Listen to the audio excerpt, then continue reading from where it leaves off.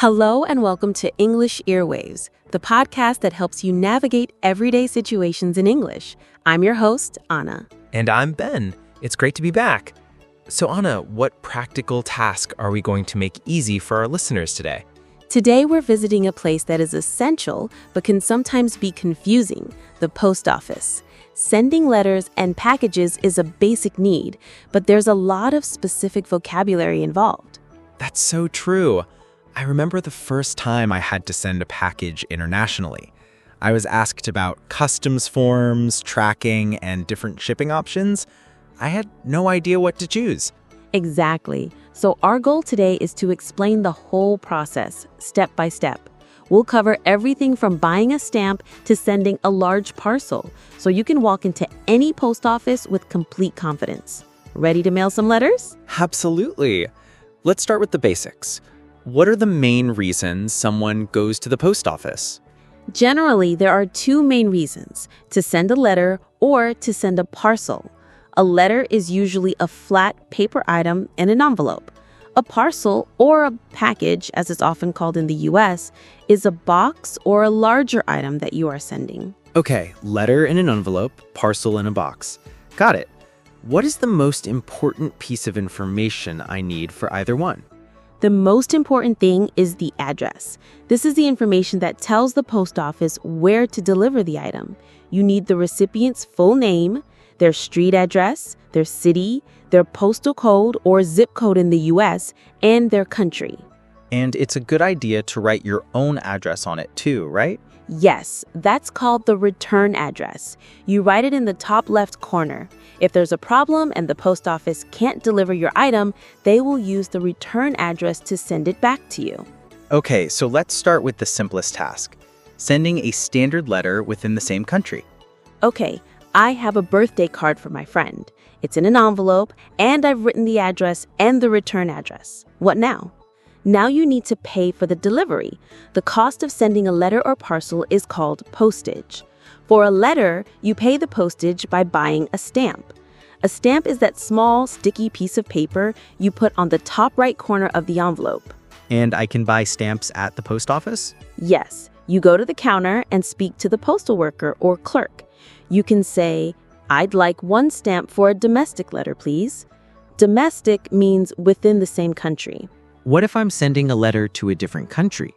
Then you would ask for an international stamp. You'd say, "I'd like a stamp for a letter to Japan, please." The postage for international mail is more expensive, so the stamp will cost more. Okay, so I've got the stamp on my letter. Do I have to give it to the postal worker? You can, but you don't have to. For standard letters, you can drop them into a public mailbox, which is often called a post box in the UK. It's a big, sturdy box on the street, and a postal worker comes to collect the mail from it every day. That's easy enough. But what about something that isn't a letter? What if I want to send my friend a book in a box? Now we're talking about sending a parcel or a package. For this, you must take the item to the post office and speak to the postal worker at the counter. Okay, so I bring my box to the counter. What happens next? The postal worker will weigh your parcel. The cost of the postage depends on two things: the weight of the parcel, how heavy it is, and the destination, where it is going. Heavier parcels and parcels going farther away cost more to send. And then the postal worker will ask me some questions, I imagine. Yes, they will ask you what kind of shipping service you want. This is where you have some choices to make. The main choice is about speed. Standard shipping is the regular, basic service. It's the cheapest, but also the slowest. Express shipping, sometimes called priority shipping, is a faster service. It costs more, but your parcel will arrive much sooner. So if I'm not in a hurry, I should choose standard shipping to save money. Exactly. The next choice is about security. The postal worker might ask if you want tracking. Tracking? What does that mean? If you add tracking, you will get a receipt with a special number on it called a tracking number. You can type this number into the post office's website to see your parcel's journey online. It will tell you when it has been delivered. It's very useful for important items. That sounds like a great idea for peace of mind. What if I'm sending something very valuable? Then you can ask for insurance. Insurance protects you if your parcel is lost or damaged. You pay a small extra fee, and if something goes wrong, the post office will pay you the value of the item. Okay, so for a parcel, I choose the speed and whether I want tracking or insurance. This is starting to make sense. What about those forms you mentioned? Ah, yes, the forms. You only need to fill out a form if you are sending a parcel to another country. This is called a customs declaration form. A customs declaration form. That sounds very official. It is, but it's not too difficult. Customs is the government department that controls goods entering a country. The form tells them what's inside your package. You have to write down a description of each item, how many there are, and their value. So if I'm sending a book and a sweater, I have to write one book, value $15, and one sweater, value $30. Precisely. You must be honest on this form. It's a legal document. Once you fill it out, you stick it to the outside of your box. The postal worker can give you the form and a clear plastic pouch to put it in. That was a complete journey from start to finish. I think we're ready for a vocabulary recap. Are you up for the challenge, Ben? I am. Let's see if I was paying attention. What is the money you pay to send a letter or parcel? That is the postage. Perfect. And what is the small, sticky piece of paper you put on an envelope to show you've paid? That's a stamp. Excellent. What do you call a box you are sending through the mail? It's a parcel or a package. You're doing great. What is the special number that lets you see your package's journey online? That's the tracking number. Fantastic. Last one.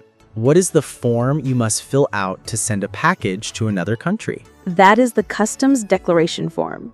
You've nailed it. You are officially an expert on using the post office in English. I feel like one now.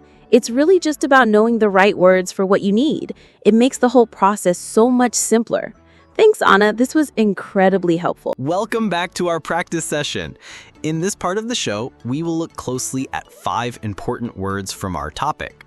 That's right. We will help you learn these words so you can use them with confidence. We will say the word, explain the meaning, and give you 3 real-life examples. Let's begin with our first word. Postage. Postage. Postage. The meaning of postage is very simple. It is the money you pay to send a letter or a parcel. Yes, it is the price for the mail service. The cost of the postage depends on how heavy the item is and where it is going. Here are 3 examples of how to use postage. Example 1. Excuse me, how much is the postage for this card to Australia? Example 2. I didn't have enough postage on the package, so it was returned to me. Example 3. You can buy stamps and pay for postage at the counter. 2. Parcel. Parcel. Parcel. A parcel is a box or an item that you send in the mail that is not a flat letter. That's right. If you are sending a gift, a book, or clothes, you are sending a parcel. In the United States, people often say package. Here are 3 examples of how to use parcel. Example 1. I received a large parcel from my family for my birthday. Example 2. I need to take this parcel to the post office before it closes. Example 3. Please weigh this parcel for me. I need to know how much it will cost to send. 3. Tracking. Tracking. Tracking. Tracking is a special service you can pay for. It lets you see the journey of your parcel online. Exactly. You get a special number called a tracking number. With this number, you can check online to see where your parcel is and when it will be delivered. Here are 3 examples of how to use tracking. Example 1. I would like to add tracking to this parcel, please.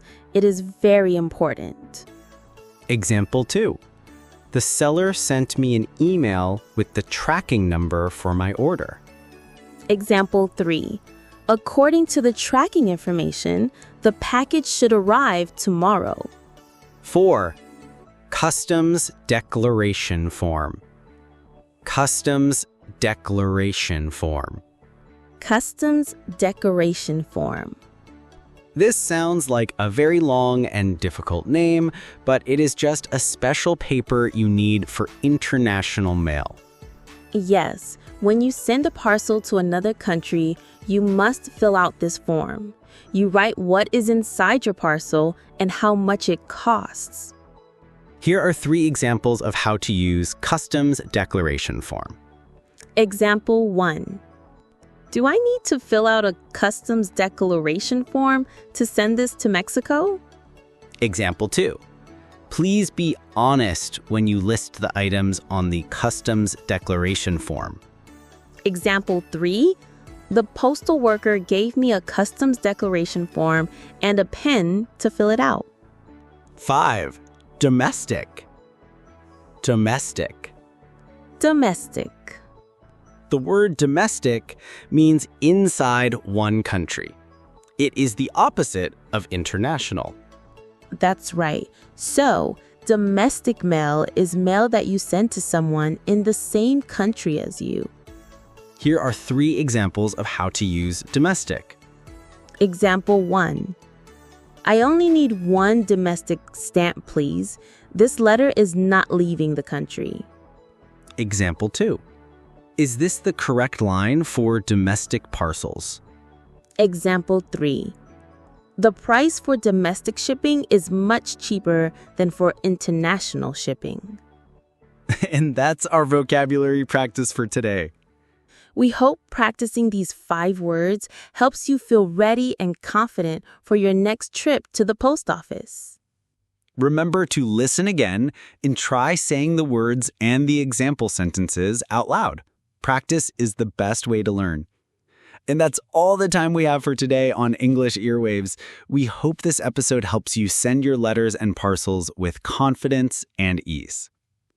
Don't forget to subscribe to our podcast for more episodes on navigating life in English. You can also find a full transcript of today's show with all the vocabulary clearly defined on our website. Thanks for listening. And we'll see you next time. Bye. Bye.